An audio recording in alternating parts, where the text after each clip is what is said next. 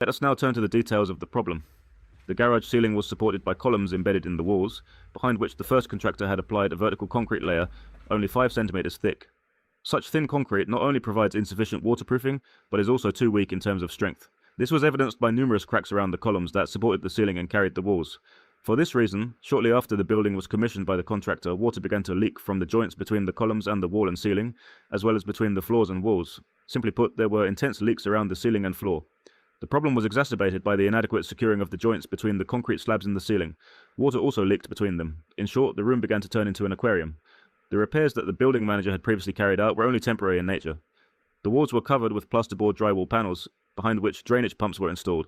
Additional drainage shafts in the form of recesses in the floor covering were installed on the floors to divert water away from the walls. In other words, the consequences were combated without completely eliminating the causes. This situation persisted for years. As the already complicated hydrological situation of the soil had deteriorated further after the last floods in Vienna, the pumps were unable to drain the excess water from the garage.